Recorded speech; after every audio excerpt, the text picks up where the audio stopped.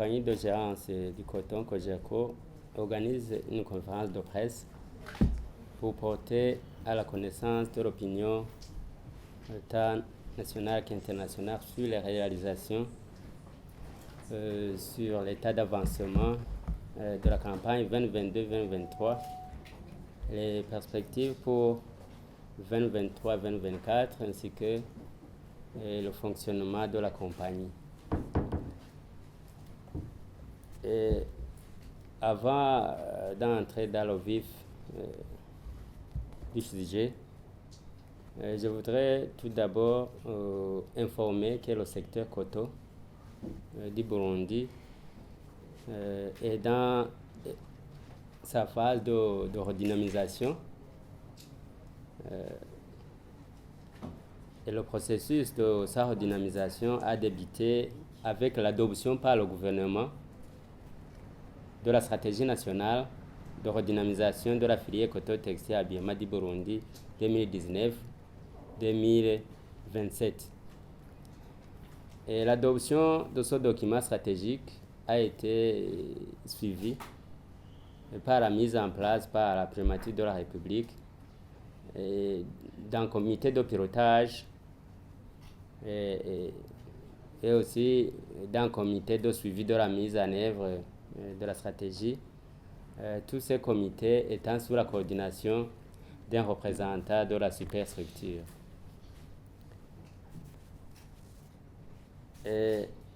Alors, parlons de l'état d'avancement de la campagne 2022-2023. Cette campagne que nous avons débutée le 1er décembre 2022. L'ouverture avait été rehaussée par l'assistant du ministre. C'était en commune Gihanga. Nous avions des prévisions d'embraver 3500 hectares. Et la production escomptée était de 1800 tonnes de coton graine. Mais cette superficie qui était prévue n'a pas été atteinte à cause des inondations surtout qui ont survenu dans la zone Gatumba, au niveau des réserves de Warbondo, mais aussi au niveau de la réserve de Kigaramango, mais aussi dans certains endroits qui sont proches du littoral et de la Rusizi. Nous avons connu des inondations dans ces endroits. Mais aussi, il y a eu manque de fertilisants.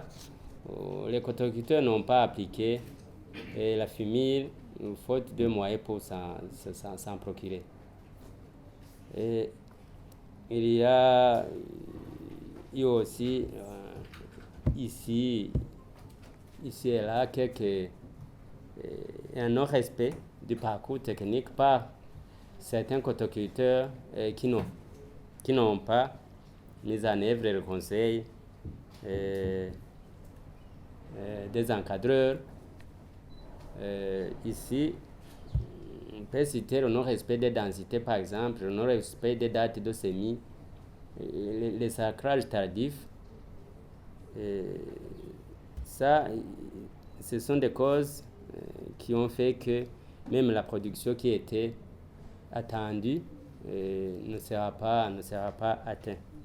C'est-à-dire que sur les 3500 hectares qui étaient prévus, nous avons pu avoir une superficie productive de 3100 hectares et la production attendue que nous avons vue récemment sur base du comptage capsulaire, nous avons vu que nous pourrons avoir 1500 tonnes de coton en graines.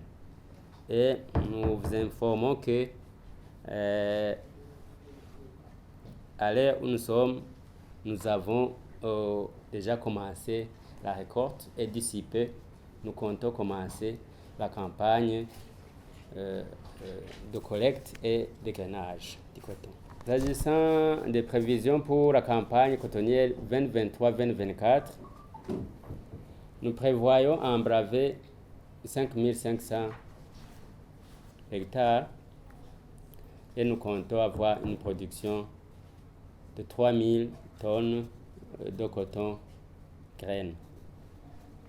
Et entre autres perspectives pour arriver à ces prévisions, mais aussi pour accélérer le processus de redynamisation de la production cotonnière qui est en cours, nous comptons faire des études d'irrigation pour pouvoir, dans un proche avenir, faire face aux effets liés au changement climatique qui contribuent énormément à la diminution de la production. Et nous comptons aussi faire des recherches et faciliter les investissements internes ou externes à travers un partenariat public et privé. Et ici, c'est un appel que nous lançons à tous ceux qui veulent investir dans la production cotonnière parce que c'est un secteur qui peut être un élément moteur qui peut booster l'économie nationale et un secteur qui est très rentable. Nous continuons aussi à faire la mise à liaison des coopératives de cotoculteurs avec les institutions de microfinance ou les institutions financières et pour faciliter l'accès au crédit à l'endroit des cotoculteurs parce qu'avec le crédit, ils pourront se procurer des engrais par exemple et ainsi pouvoir augmenter le rendement du coton. Ça, c'est une action que nous avons déjà commencé avec la BNDE qui nous a envoyé des experts dans des séances de sensibilisation des cotoculteurs pour accès à ces crédits. Et nous avons vu que la majorité des coopératives se sont d'ailleurs engagées pour commencer la constitution des dossiers pour faire la requête de ces crédits. Une autre chose que nous comptons faire, c'est le renforcement des capacités des membres des coopératives, des cotoculteurs. Ici, c'est une action que nous avons déjà commencée en collaboration avec l'ANACOP. Et nous voulons, à travers cette activité, nous voulons avoir des coopératives qui sont dynamiques, des coopératives engagées aussi à soutenir ces efforts du gouvernement dans la relance, dans la redynamisation de la production cotonnière. Nous comptons alors aussi poursuivre la recherche des terres pour l'extension de la culture du coton parce que, je le disais tantôt, nous avons besoin d'au moins 10 000 hectares pour pouvoir produire 12 000 tonnes de coton fibre. Et avec les 12 000 tonnes, on pourra avoir une quantité égale à 5 000 tonnes de coton fibre. Et avec 5 000 de coton fibre, on peut satisfaire la demande de la société Afritextile et l'excédent pourra être exporté ou alors s'il y a des investisseurs qui peuvent installer d'autres industries textiles, ils pourront utiliser cet excédent qui ne sera pas consommé par l'industrie textile actuelle. Entre autres activités aussi, nous comptons initier des champs propres pour la Cogeco. Ça sera une innovation parce que depuis sa création jusqu'à maintenant, la Cogeco n'a pas eu, il n'avait pas de champs propres. Et nous comptons initier alors ces champs pour pouvoir aussi contribuer de façon significative à l'augmentation de la production. Je voudrais aussi parler un peu du fonctionnement de la Cogeco dans la mise en œuvre de sa mission. Il a d'abord été constaté qu'il y a beaucoup qui ne savent pas comment la Cogeco fonctionne. Nous les apprendrons que depuis sa création, comme compagnie de gérance du coton, la Cogeco s'occupe toujours de la promotion de la culture du coton à travers l'encadrement des cotoculteurs. Cet encadrement, c'est l'encadrement technique, c'est aussi la mise à la disponibilité des cotoculteurs des intrants. Apprêter les intrants qui sont utilisés en cotoculture. Ici, nous pouvons citer les semences, les fertilisants, les pulvérisateurs et autres outils indispensables pour la culture du coton. Alors, la Cogeco a continué à travailler comme ça. Mais aujourd'hui, on n'est pas venu à organiser les cotoculteurs en coopérative. Et nous avons plus de 65 coopératives de cotoculteurs qui sont réparties dans nos zones, dans les zones cotonnières, qui vont depuis la Rourois au nord, à Rugombo, et va à Nyanzarak, mais aussi une partie du Mosso, dans la commune de Bukemba. Nous avons réparti les cotoculteurs en coopératives et nous en avons plus de 65. Et chaque année, les réserves, il y a des terres domaniales réservées à la culture du coton qui sont communément appelées les réserves cotonnières ou les hors paysanats. Ils sont alors donnés pour l'exploitation à ces coopératives, moyennant la signature d'un contrat annuel d'exploitation. Et après, alors, à la fin de l'année, ils introduisent la demande et un nouveau contrat est signé pour l'année suivante. Alors, ce que nous envisageons de faire, nos perspectives, nous ne saurions pas y arriver sans le concours de tous les intervenants de la filière coton textile, habillement, auxquels intervenants nous demandons beaucoup de soutenir les efforts du gouvernement, les efforts de la Cogeco, par des actions concrètes. Aux encadreurs de la Cogeco que nous sommes chargés d'encadrer la population et nous demandons aux encadreurs de rester au plus près des cotoculteurs pour pouvoir assurer un encadrement de proximité, un encadrement de qualité, écouter les cotoculteurs, écouter les doléances et s'asseoir ensemble pour voir comment trouver solution à leurs doléances. Mais aussi à l'administration, nous demandons un appui fort au comité de pilotage de la stratégie, surtout dans la recherche des terres, puisque nous continuons la recherche des terres pour faire des extensions.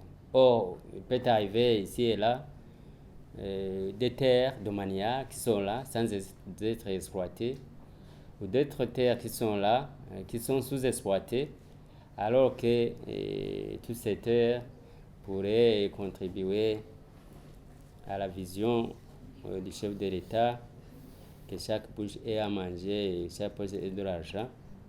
Nous, si nous recevons ces terres, ce que nous faisons, nous organisons les cotoculteurs en coopérative et nous les donnons ces terres sous forme de contrat, sur base des contrats, comme je le disais, annuels. Et dans ce cas, ils sont encadrés et ils peuvent avoir une production satisfaisante, une production du coton et une production des vivriers.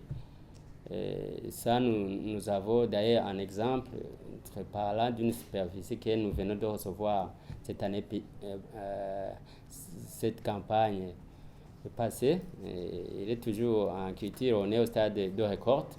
C'est à Kagwema où nous avons pu avoir environ 500 hectares. Aujourd'hui, les cotoculteurs se réjouissent parce qu'ils ont pu avoir une production satisfaisante de maïs, mais aussi ils escomptent avoir une production satisfaisante de coton-fibre. Donc nous demandons à l'administration de toujours nous renseigner et de toujours faciliter l'accès à ces terres pour leur mise en valeur. Aux cotoculteurs, nous demandons un bon suivi des conseils des encadreurs afin qu'ils puissent bien respecter le parcours technique de la culture du coton, aussi bien que le calendrier agricole du coton. Parce que quand ils cultivent, sèment tardivement, quand ils ne sacrent pas, quand ils ne respectent pas les densités, tout ça vont contribuer à la diminution de la production. Et à notre ministère de tutelle, le Minéagri, nous sollicitons toujours un appui pour l'affectation des terres que nous avons déjà identifiées et d'autres qui seront identifiées ultérieurement pour que ces terres soient réaffectées à la culture du coton dans le cadre des extensions.